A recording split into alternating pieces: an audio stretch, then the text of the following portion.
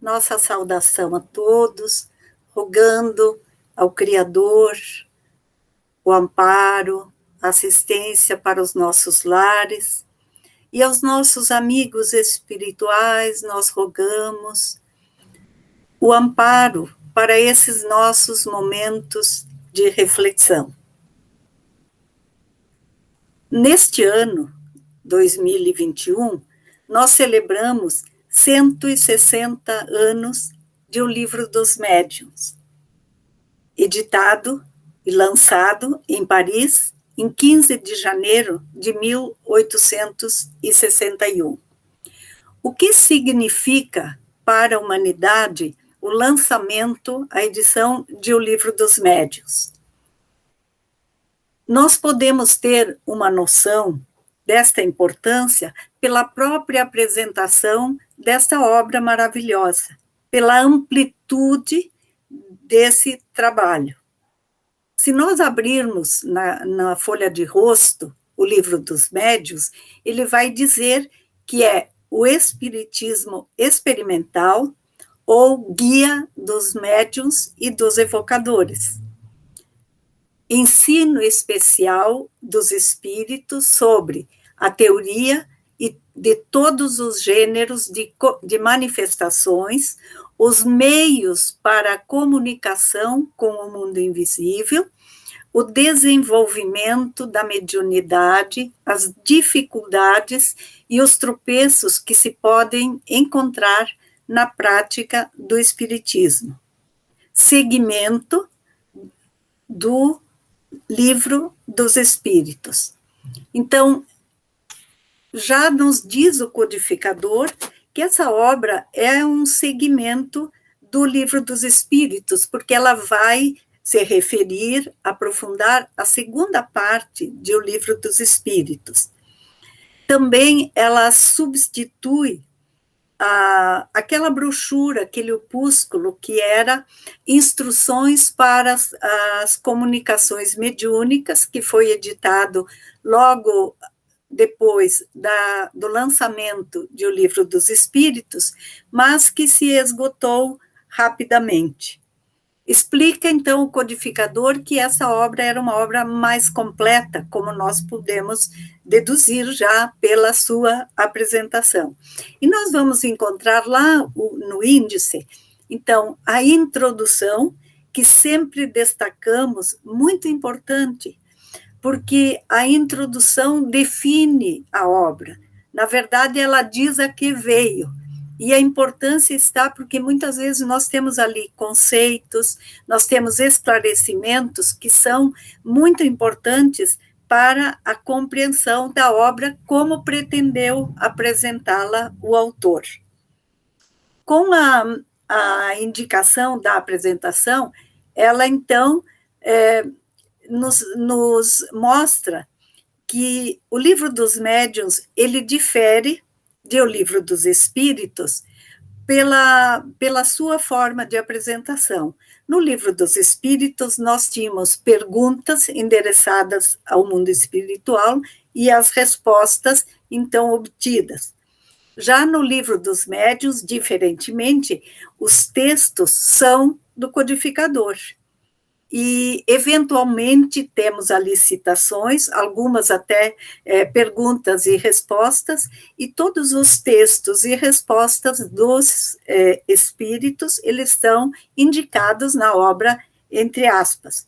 Entretanto, mesmo sendo os textos do codificador, lembremos que ele nos enfatiza que toda a obra ela foi revisada e acompanhada pela equipe espiritual da codificação, conforme está lá nos prolegômenos do Livro dos Espíritos. Lembrando que o diretor espiritual da Sociedade Parisiense de Estudos Espíritas era o espírito de São Luís. Então, São Luís e Erasto foram os dois espíritos que particularmente assistiram constantemente todos os trabalhos da elaboração. O Livro dos Médiuns, ele já nos dá uma noção da expansão do espiritismo. Porque se nós observarmos o Livro dos Espíritos, ele foi lançado em 1857, né, em 18 de abril, e a segunda edição, ela só foi anunciada na Revista Espírita de março de 1860. Então, decorreram ali 3 anos, praticamente.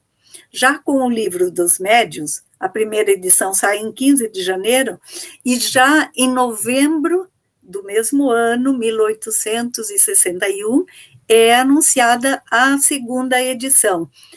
Tal a rapidez com que a obra foi se esgotando, indicando, sim, como dissemos, então, a expansão, o interesse, a necessidade que entendiam os espíritas da época, então, dessa compreensão e das orientações seguras para o espiritismo experimental. Porque a mediunidade, na verdade, ela tem essa característica, ela é justamente a aplicação, a experimentação de O Livro dos Espíritos. A primeira edição para a nossa língua portuguesa, ela chega, então, em 1875, por Joaquim Carlos Travassos. Até então, os exemplares que existiam no Brasil eram da edição francesa e daqueles, a gente lembra sempre que à época era comum as pessoas que tinham condições financeiras irem estudar na Europa, porque não dispunhamos de universidades, de cursos especializados, então esses eram os que traziam as obras da França para o Brasil. Então, vamos lembrar que os esclarecimentos, nós falávamos da importância, o Espiritismo nos esclarece que a mediunidade é uma faculdade humana, normal e independente da crença religiosa. Nós vamos encontrar registros inúmeros em toda a história da humanidade das manifestações mediúnicas. Nós podemos ver, por exemplo, na Bíblia, especialmente no Novo Testamento, também temos, evidente que o termo utilizado não era mediunidade, não era reconhecida dessa forma, e muito menos como uma faculdade normal do ser humano. Nós temos registros, né, e naquela época, e durante toda a história da humanidade, nós percebemos que, especialmente na nossa cultura ocidental, nós vamos perceber a mediunidade sendo encarada como algo sobrenatural, as manifestações daqueles que apresentavam mediunidade eram tidas ou como prodígios, né, e os médiuns, alguns até beatificados, canonizados, porque realmente apresentavam inúmeras características da mediunidade ou diversidades da manifestação mediúnica. Nós temos santos que, conforme registra o nosso querido Clóvis Tavares, na obra lançada pela Federação Espírita Brasileira, Mediunidade dos Santos, uma obra fantástica, e nos encantou especialmente pelo cuidado e pelo respeito de ter, inclusive, a permissão da Igreja Católica ou protestante para citar ali, com a aprovação devida e o respeito devido, todos esses médiuns que, na época, não eram reconhecidos como médium, mas realmente apresentaram a mediunidade. Por outro lado, em determinado período da nossa história e em algumas culturas, nós vemos os médiuns sendo tratados como desequilibrados ou como com manifestações diabólicas, ligados ao demônio, dominados pelo demônio, e então, em vez de beatificados ou canonizados, eram queimados nas fogueiras ou trancafiados em casas que a gente diz vulgarmente para loucos, mas para aqueles que tinham perturbações mentais, e muitos deles tratados dessa forma. Hoje nós vemos a própria medicina, psiquiatria e psicologia, muitos, os estudiosos realmente interessados em conhecer, se dedicam a estudar o Livro dos Médiuns como o mais completo manual que possa haver. A gente lembra que as próprias obras espíritas, que foram consideradas obras do demônio e foram recebidas como Livro dos Espíritos, mediunicamente, foram queimadas em praça pública, sem nenhum amparo legal, mas por ordem da igreja, porque contrariavam os interesses e, na verdade, contrariavam todos os ensinamentos daquela época. Nós temos o famoso Auto de Fé de Barcelona, lá em 1861, onde isso ocorreu. Então, o Espiritismo, na verdade, fundamentado justamente na segunda parte do Livro dos Espíritos e em O Livro dos Médiuns, se dispõe a estudar a mediunidade e educar o quê? Disciplinando também as pessoas que a possuem, para que elas possam realmente gerar benefício para si e para os outros. Então, em vez de algo que fosse condenável.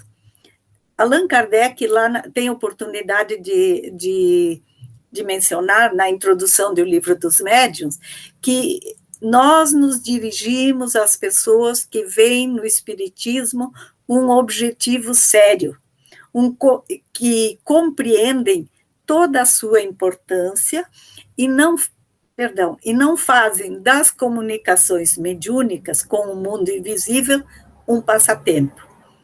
E esclarece na Revista Espírita, de 60, quando anunciava a edição próxima do Livro dos Médiuns, que, sobretudo, a matéria relativa ao desenvolvimento e ao exercício da mediunidade merecera, por parte dele, especial atenção, porque compreendia essa necessidade que aqueles que trouxessem consigo o dom da mediunidade soubesse como empregá-la para o melhor proveito.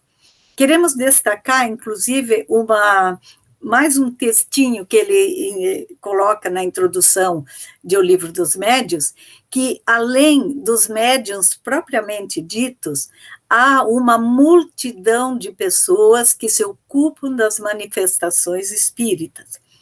E diz guiá-las em suas observações, assinalar-lhes os obstáculos que podem e devem necessariamente encontrar, como em todas as ciências novas.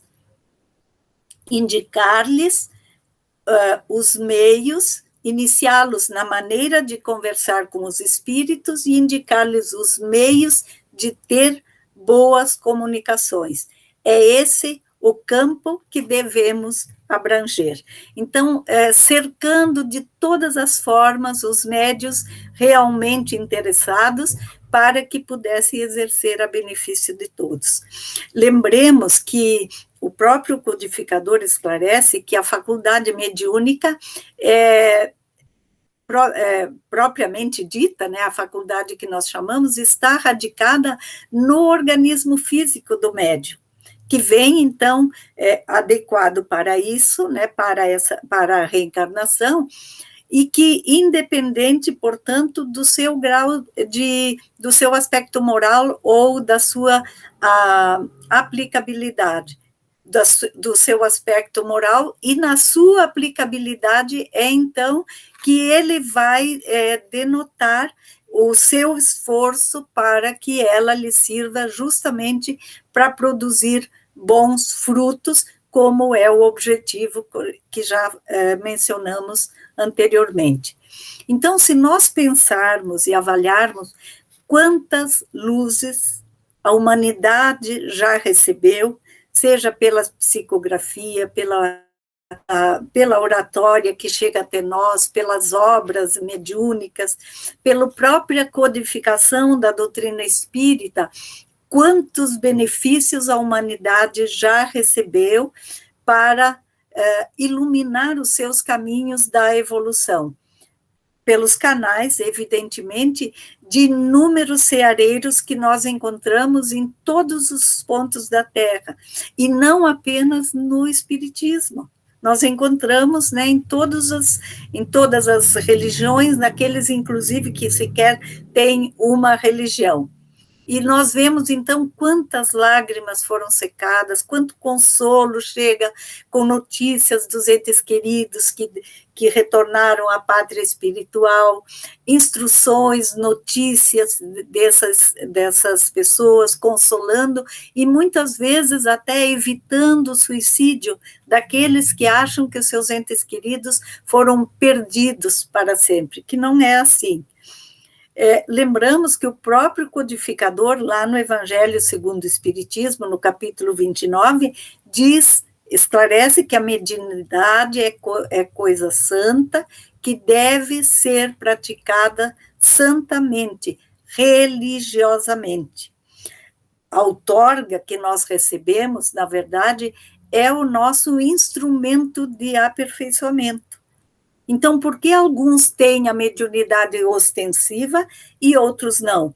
Mas também a mediunidade natural que todos nós possuímos, como diz o próprio codificador, que todos somos mais ou menos médium, essa nos serve para captarmos as intuições, para nos elevarmos, encontrarmos com os nossos mentores espirituais, seja pelo sono, seja nos nossos momentos de oração, de meditação, mesmo pela intuição recebermos orientações, às vezes alertas, avisos. Então, todos nós somos beneficiados pela mediunidade e pelos esclarecimentos, pela segurança, pelo conhecimento que nos oferece essa obra maravilhosa que se chama O Livro dos Médiuns. Todas as faculdades, nós lembramos, elas são favores, e o próprio Livro dos Médiuns, no capítulo 20, vai nos alertar sobre isso. Então, elas são favores pelos quais a criatura deve render graças a Deus, ou seja, ser grato a Deus, pois que nem todos os homens a têm. Então, como todas as outras faculdades, a da fala, a da audição, então são faculdades que nós recebemos com um objetivo. Quando nós somos privados de uma ou de outra, ou às vezes temos, mas de uma forma muito limitada, também isso ocorre para o nosso benefício, para nos auxiliar na nossa ou recuperação ou no nosso progresso. Mas todos eles nós precisamos usar e valorizá-los como dons divinos, como faculdades que nós recebemos. Nós falamos antes que a mediunidade é uma outorga que nós recebemos como instrumento de aperfeiçoamento. Quando nós recebemos uma outorga, ou quando nós outorgamos, né, nós falamos muito nas procurações, a gente diz que é uma outorga. Ela é fornecida, ela é dada com um objetivo específico. E aquele que a recebe tem, no mínimo, o dever, a obrigação de executar adequadamente e corretamente dentro dos termos para o qual ela foi concedida. Assim são as próprias as faculdades, os dons que nós recebemos. E nós podemos lembrar que lá no Prolegômenos de O Livro dos Espíritos, tem um alerta que, lembrando-nos que só os bons espíritos, eles só dispensam assistência aos que servem a Deus com humildade e desinteresse. Se nós queremos tirar proveito, canalizar para outras coisas, aí nós teremos dificuldade. Então, lembrando que a prática mediúnica, ela requer de nós estudo, dedicação, abnegação, trabalho, renúncia e muita disposição para o trabalho. Como disse Emmanuel, o nosso querido Chico Xavier, necessitava de quê? Disciplina, disciplina e disciplina. Porque sem tais requisitos, nós estaremos sujeitos o quê? À ação perversa dos inimigos espirituais, ou daqueles espíritos que não querem o progresso da humanidade. Então, cabe a nós valorizarmos de todas as formas. E aqueles, mas eu não tenho, então, o dom da mediunidade, eu não tenho essa faculdade. Mas nós temos outras faculdades.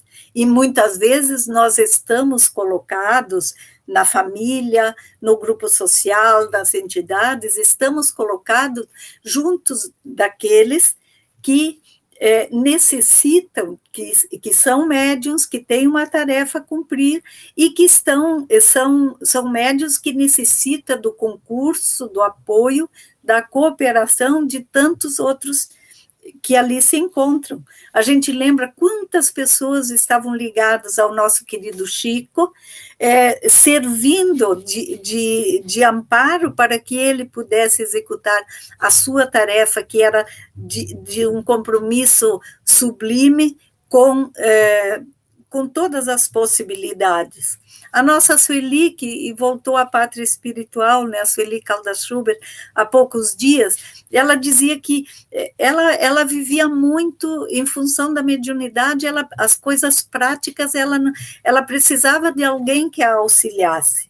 Então, mesmo que nós não tenhamos essa faculdade, nós estamos colocados onde, como diria o nosso César Said, onde nós estamos que nós temos que florescer, porque é ali que nós precisamos estar. Então, vamos lembrar que nós dizíamos que a mediunidade é um instrumento de aperfeiçoamento, de progresso. Lembremos a frase que nós citamos há poucos dias, inclusive, num outro trabalho, lá do capítulo 29 do Livro dos Médiuns, perdão. Que importa crer na existência dos espíritos se essa crença não faz com que aquele que a tem se torne melhor, mais benigno, mais indulgente para com os seus semelhantes e mais humilde e paciente nas adversidades. Ou seja, tudo aquilo que nós recebemos da divindade, inclusive e especialmente a mediunidade, precisa nos tornar pessoas melhores. E a gente lembra que a prática mediúnica no período da codificação, ela tinha um objetivo, que era justamente a codificação das obras, da doutrina.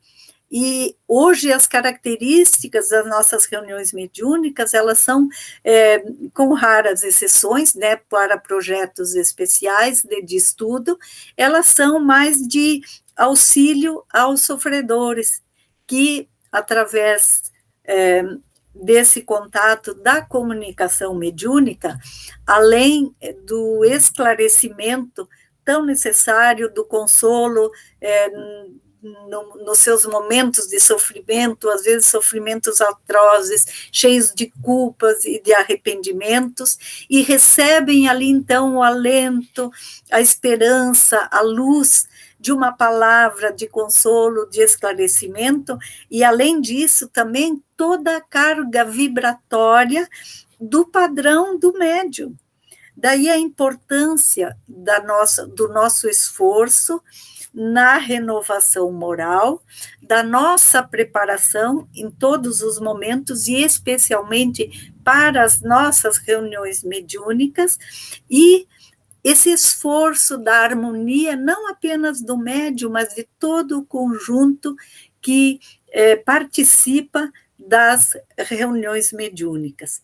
Então, que nós, médiuns ou apenas aqueles médiuns só que recebem ali, como diz Allan Kardec, não os médiuns de tarefa, que vêm com uma mediunidade, com um organismo preparado para o exercício dessa mediunidade, todos somos convocados a aproveitar essa grandiosidade de recursos que foram destinados à humanidade em todos os tempos, e especialmente hoje, quanto conforto e quanto consolo e esclarecimento temos recebido através da mediunidade abençoada de tantos ceareiros. Então, esse é o convite para que cada um de nós façamos, onde estivermos, sempre a nossa melhor parte, prestando o nosso concurso para que nós possamos ter um mundo como a gente gostaria, como nós gostaríamos de receber. Então, nós temos que nos esforçar para contribuirmos na construção desse mundo. Que Jesus, o nosso mestre querido, nos abençoe a todos, abençoe os nossos lares, e especialmente nós rogamos pelos sofredores, pelos enfermos do corpo ou da alma, onde estiverem, que a paz do Mestre Jesus possa envolvê-los e ampará-los. Muita paz a todos.